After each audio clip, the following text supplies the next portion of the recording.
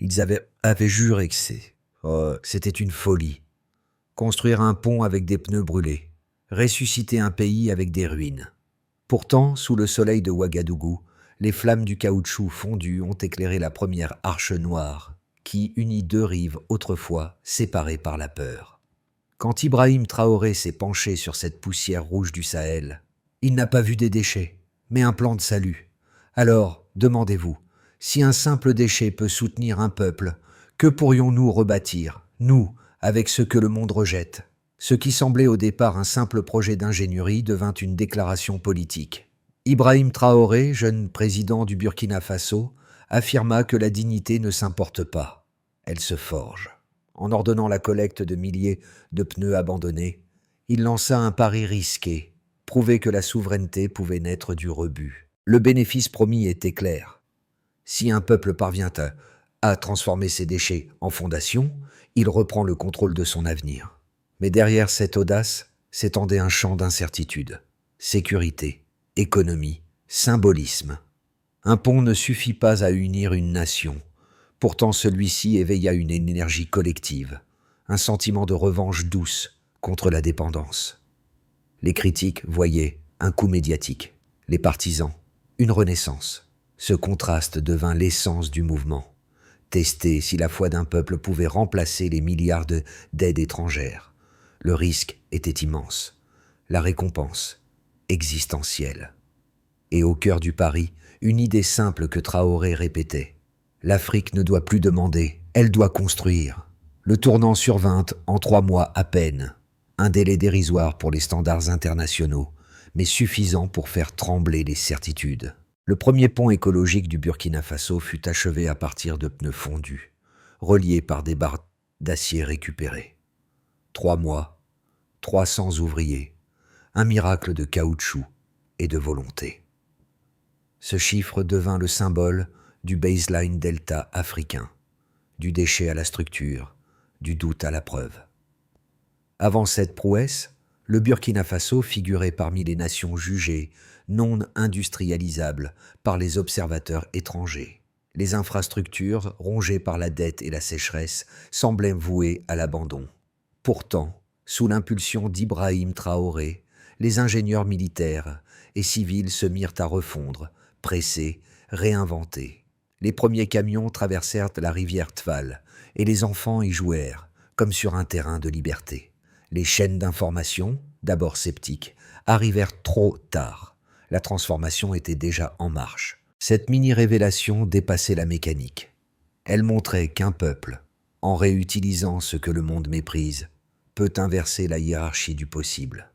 Les photos du pont se répandirent sur les réseaux africains, devenant le nouvel emblème d'une indépendance construite à main nue. En quelques semaines, l'expression « révolution du caoutchouc » fit le tour du continent. Dans les capitales étrangères, la surprise se mêla à la peur. Si cette expérience réussissait, alors l'Afrique n'aurait plus besoin de prêts, de subventions, ni de validation occidentale. Et c'est cette possibilité, plus que le pont lui-même, qui fit trembler les chancelleries. Car au-delà de la prouesse technique, Ibrahim Traoré venait de déplacer le centre de gravité du discours africain, de la demande à la création, du manque à la maîtrise. Le Burkina Faso venait de redéfinir, en 90 jours, la signification même de l'autonomie. Le premier à traverser le pont fut un agriculteur nommé Isaka, tenant la main de sa fille. Pour lui, le ruban d'asphalte noirci n'était pas qu'un passage. C'était la promesse d'une vie plus sûre. Avant, la rivière Tval emportait chaque saison les récoltes et parfois des vies. Désormais, elle reliait les marchés, les écoles et les espoirs. Derrière Isaka, des dizaines de familles suivirent Paorché, portant sur leur dos des paniers, des outils et la fierté d'avoir bâti de leurs propres mains le chemin qu'on leur refusait depuis des décennies. Ibrahim Traoré observait la scène sans éclat, conscient que le succès du pont n'était pas seulement d'ingénierie mais de foi. Les ingénieurs militaires, les soudeurs, les étudiants formés à l'improviste avaient tous dépassé leurs limites. Dans leurs gestes, ils voyaient le manifeste d'une génération qui refusait d'attendre le secours des autres. Les premiers impacts furent visibles avant même la fin des travaux. Routes désenclavées, villages reliés, échanges commerciaux renaissants. Les enfants allaient à l'école sans craindre les crues. Les femmes pouvaient vendre leurs produits dans les bourgs voisins. Et dans chaque regard brillait une idée nouvelle. Nous l'avons fait, nous-mêmes. Ce que le monde appelait folie devenait la preuve qu'un peuple pouvait, par conviction, déplacer la frontière entre survie et dignité. Tout commença sans tambour ni caméra. Dans la chaleur poussiéreuse de Ouagadougou, des camions militaires sillonnaient les faubourgs pour collecter les pneus abandonnés. L'ordre venait directement du palais. Rassembler tout ce que le monde ne veut plus. Ibrahim Traoré, à peine âgé de 35 ans, surprit jusqu'à ses propres ministres, tandis que d'autres gouvernements quémandaient des crédits pour importer du ciment, lui choisit la voie la plus inattendue, bâtir à partir de ce que la pauvreté avait laissé derrière. Les premiers ateliers furent improvisés dans des hangars d'usines désertées. On y fondait le caoutchouc sous des tôles trouées. On liait les blocs à la main, sans machine. Les ingénieurs improvisés portaient des uniformes tachés de suie. Les étudiants remplaçaient les contremaîtres. Chaque nuit, la ville résonnait du bruit des marteaux, du feu, du métal. Nous construirons la dignité à partir de nos ruines, disait Traoré. 3 mois plus tard, le pont de Tval s'éleva, large de 12 mètres, long de 150. Les médias africains, d'abord incrédules, furent forcés de constater. Le projet tenait debout et les habitants le traversaient. Déjà, les camions de céréales y passaient, les enfants y couraient, les vieilles femmes y chantaient. Ce n'était pas seulement une infrastructure, mais un message. Nous pouvons le faire seuls. Les images se propagèrent du Sahel jusqu'aux côtes. Les journalistes de Dar es Salaam, d'Accra, de Lagos, parlèrent de la révolution du caoutchouc. Pour la première fois depuis des décennies, le nom du Burkina Faso apparaissait non pas sous la rubrique « crise », mais sous celle de « innovation ». L'écho atteignit les chancelleries. À Paris, on parla de « expérimentalisme dangereux ». À Washington, les notes diplomatiques s'accumulèrent. Si ce modèle réussissait, il pourrait affranchir des dizaines de nations de la dépendance structurelle. Pékin dépêcha des délégations d'ingénieurs. Moscou salua un « réveil africain ». Les médias occidentaux oscillèrent entre condescendance et inquiétude. On se demandait comment un pays sans acier ni pétrole pouvait inspirer un continent. Pendant ce temps, dans les villages, les ponts se multipliaient. Chacun devenait un lieu de rassemblement, un marché, un symbole. La jeunesse burkinabé, hier chômeuse, se muait en bâtisseuse. Les mains qui ramassaient les ordures forgeaient désormais des fondations. En moins d'1 an, Ibrahim Traoré transforma un projet isolé en mouvement collectif. Le pont des déchets devint la métaphore d'une Afrique qui cessait de mendier pour apprendre à créer. Ce changement de rythme, brutal, irréversible, fut le moment où l'histoire bascula. Le succès du projet ne tint pas seulement à la ferveur populaire. Les chiffres, eux aussi, racontaient une révolution. En moins d'1 an, le Burkina Faso construisit 12 ponts supplémentaires en utilisant près de 48 000 pneus recyclés, soit une réduction de 37% du coût moyen des infrastructures routières. Ces données, confirmées par le ministère des Travaux publics, illustrèrent ce que Traoré appelait le delta de dignité, la différence entre dépendre et produire. Chaque indicateur soulignait un progrès tangible. Le temps de transport entre les provinces de Tval et de Bobo-Dioulasso diminua de 60%, libérant des centaines d'heures de commerce local chaque semaine. Les marchés ruraux enregistrèrent une hausse de 25% de leurs échanges agricoles. Le taux de scolarisation grimpa de 14 points dans les zones reliées par les nouveaux ponts, car les enfants pouvaient enfin atteindre les écoles sans attendre la décrue des rivières. Ces chiffres ne venaient pas de promesses, mais d'observations satellites et de relevés municipaux. Ibrahim Traoré mit ces résultats en avant dans un discours sobre.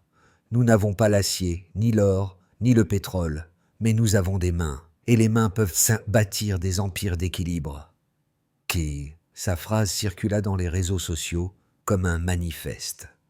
Le baseline delta devenait mesurable. Une économie circulaire, ancrée dans les restes du passé, capable de redéfinir le futur. Pourtant, derrière ces succès, le président savait qu'une bataille plus subtile commençait, celle du récit. Les institutions financières internationales redoutaient qu'un tel modèle devienne contagieux. Le FMI publia un rapport prudent saluant une expérimentation locale intéressante, tandis que la Banque mondiale évoquait des limites de durabilité. Mais les habitants, eux, n'avaient pas besoin d'analyse. Ils voyaient les ponts, touchaient les arches, marchaient dessus chaque jour. La révolution du caoutchouc ne mesurait pas seulement des tonnes et des pourcentages. Elle mesurait la confiance retrouvée d'un peuple. Le pont n'était plus un symbole. Il était une donnée, un fait, une équation réussie entre volonté et matière. Et dans cette équation, Ibrahim Traoré n'était plus simplement un président. Il devenait le premier ingénieur de la souveraineté africaine. Les critiques, en Afrique comme ailleurs, ne manquèrent pas de voix. Certains économistes accusèrent Ibrahim Traoré d'avoir troqué la rigueur financière contre le romantisme nationaliste. D'autres redoutaient que la réutilisation des pneus ne devienne un simple symbole, incapable de soutenir la croissance à long terme. On parlait de pollution cachée, de durabilité douteuse, de populisme industriel. Selon eux, l'initiative flatterait l'orgueil national sans résoudre la pauvreté structurelle. Mais face à ces arguments, les fessés opposaient une résistance tranquille. Aucun prêt étranger n'avait été contracté. Les ponts avaient été construits avec moins de 0,5% du budget public, tout en créant des milliers d'emplois locaux.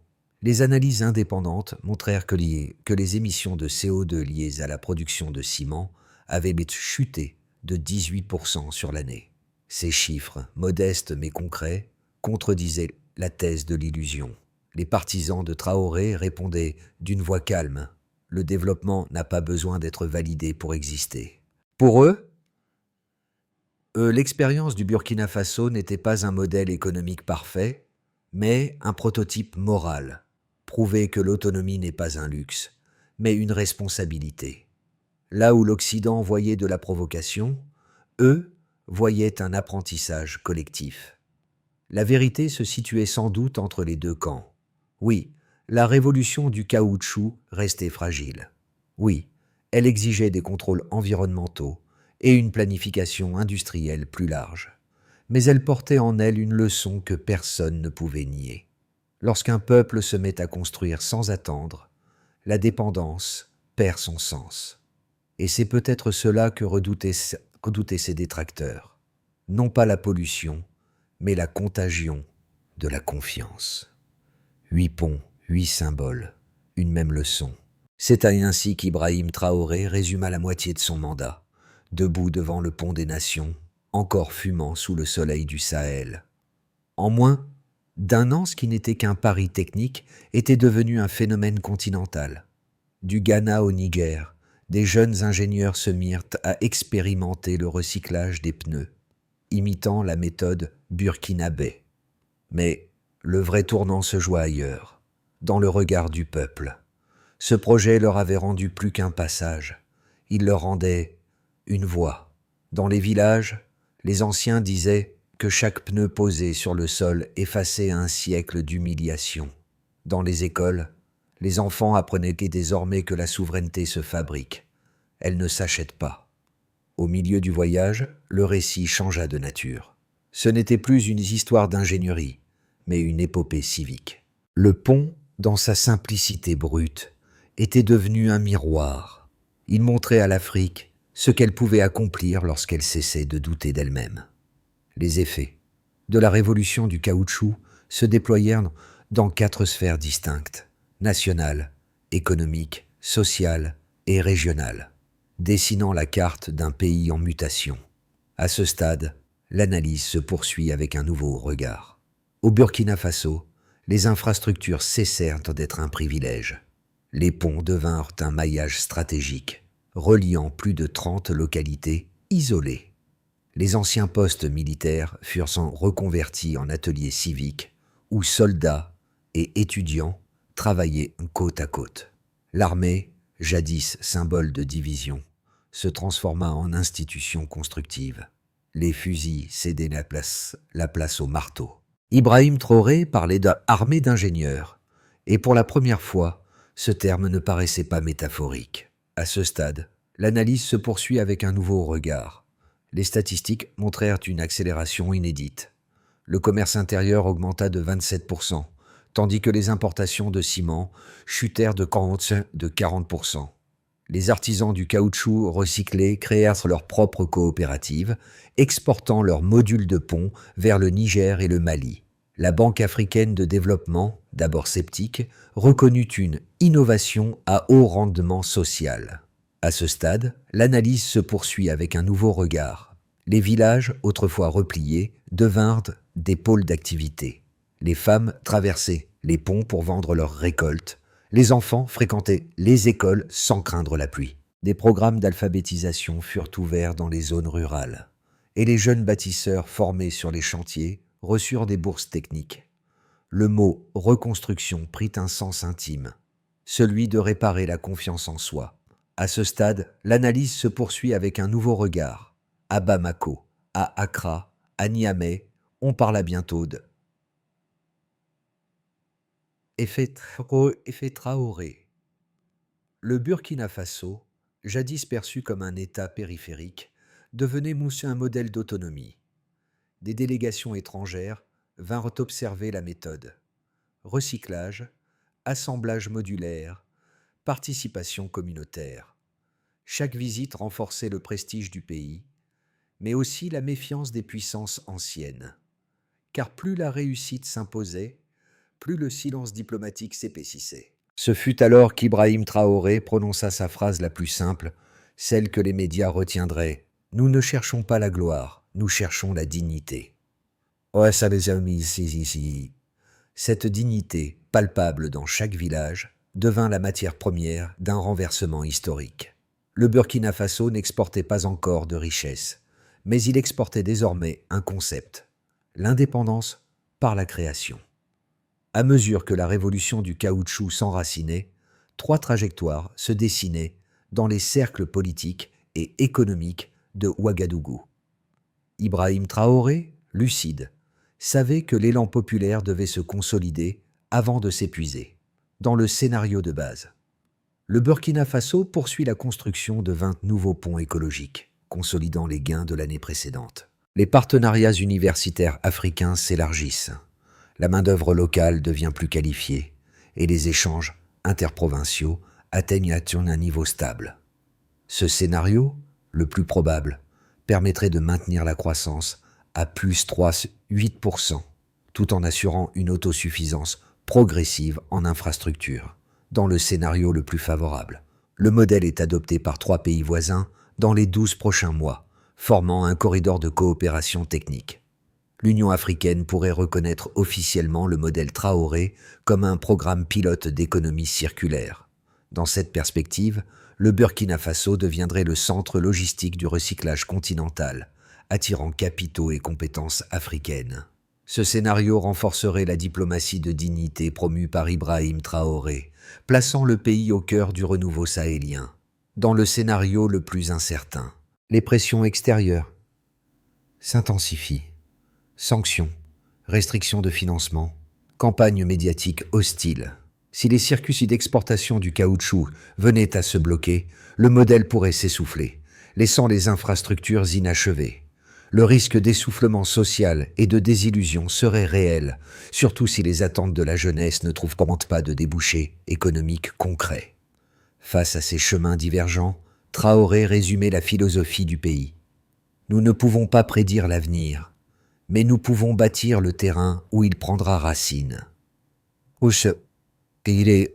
Cette phrase, répétée dans les universités, est devenue un mantra de planification, non pas fondé sur la peur du déclin, mais sur la certitude de la responsabilité. Dans les rues de Ouagadougou, les ponts d'Ibrahim Traoré ne sont plus seulement des structures, Ils sont devenus des points de rencontre, des scènes de musique, des marchés du dimanche. La population s'y retrouve pour célébrer non pas un homme, mais une idée, celle que le progrès peut être collectif. Les jeunes, autrefois frustrés par l'inertie de l'État, y voient la preuve tangible qu'ils peuvent changer leur réalité. Les femmes, principales bénéficiaires de cette transformation, parlent de liberté retrouvée. Traverser une rivière sans craindre la crue, vendre ses produits au-delà du village, c'est désormais banal, mais c'est cette banalité qui symbolise la victoire. Une commerçante confia : « Nous n'avons pas attendu un miracle, nous avons travaillé, et le miracle est venu de nos mains. » Dans les écoles, les professeurs enseignent l'exemple de Traoré comme un chapitre d'histoire vivante. Les enfants dessinent des ponts en pneus et écrivent leurs rêves sur des feuilles tachées de poussière rouge. Pour la première fois, la fierté nationale se traduit par des gestes quotidiens, par un sentiment calme d'appartenance. Au-delà des chiffres et des discours, la transformation du Burkina Faso se mesure dans ses sourires, ses marchés, ses regards. Ce n'est plus la promesse d'un futur, c'est la présence d'un avenir déjà en marche. Pour transformer l'élan en politique durable, Ibrahim Traoré lança ce qu'il appela la feuille de route du renouveau. Elle reposait sur 5 axes concrets, chacun conçu pour mesurer la souveraineté non par les discours, mais par les actes. Il fut d'abord question de créer un institut du caoutchouc recyclé à Ouagadougou, destiné à former chaque année 1000 techniciens et ingénieurs africains. Les premiers programmes pilotes virent le jour dès le 3e trimestre. Puis, il fallut mettre en place des ateliers régionaux capables de fondre, mouler et assembler des structures modulaires à partir de pneus usés. D'ici 12 mois, 25 ateliers communautaires devaient être autonomes. Ensuite, le plan visait à relier les zones rurales par un réseau de ponts écologiques et de routes secondaires, réduisant les temps de transport de 40% supplémentaires. L'objectif : que plus aucun village ne soit isolé plus de 3 jours par an. Par ailleurs, chaque projet devait être évalué non par le coût, mais par son indice de dignité, nombre d'emplois locaux créés, kilomètres connectés, volume d'eau franchi. Un indicateur simple, lisible, ancré dans la réalité quotidienne. Enfin, il convenait d'ouvrir les données techniques à d'autres pays du Sahel pour que la révolution du caoutchouc devienne un bien commun. Cette feuille de route, annoncée sans faste, traduisait la philosophie de Traoré. La souveraineté ne s'impose pas, elle se construit, pas à pas. Elle transformait un rêve populaire en méthode nationale. 1 an après le premier pont, les arches de caoutchouc noir se dressent comme des cicatrices, devenues symboles. Ibrahim Traoré, revenu sur le site d'origine, retrouve les ouvriers de la première heure. Leurs mains portent encore les traces du feu et du travail, mais leurs yeux brillent d'une fierté tranquille. À côté d'eux, Issaka, l'agriculteur du premier jour, observe sa fille traverser le pont pour aller à l'université. Ce geste simple résume tout un pays. Le président ne prononce pas de discours. Il se contente de murmurer « Nous n'avons jamais cherché à impressionner le monde, seulement à le comprendre autrement. »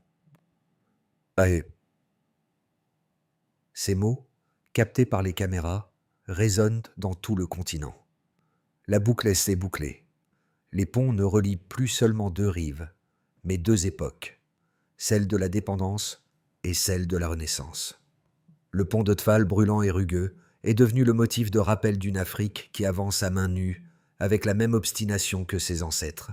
Et dans la lumière rouge du soir, la poussière du Sahel semble chuchoter le nom d'un homme devenu symbole, Ibrahim Traoré. Aujourd'hui, le Burkina Faso ne demande pas qu'on l'aide, il invite qu'on l'écoute. Car l'histoire d'Ibrahim Traoré n'est pas celle d'un miracle isolé, mais d'une méthode née du courage et de la persévérance. À travers chaque pont, chaque atelier, chaque main calleuse, une génération proclame que la dignité n'a pas besoin de permission pour exister. Si ce récit vous touche, partagez-le. Racontez-le à ceux qui pensent que la pauvreté est une fatalité. Montrez-le aux enfants qui doutent encore selon eux, que leurs efforts puissent changer quelque chose. Le monde a besoin de voir, dans cette poussière du Sahel, une lumière qui ne vient ni des banques ni des discours, mais des hommes et des femmes qui refusent de plier. Le pont de pneus n'est plus un symbole, c'est un rappel, une preuve que même ce qui est jeté peut devenir fondation. Et peut-être qu'un jour, en regardant vers l'Afrique, le monde comprendra que la vraie richesse commence là où l'on décide de se relever.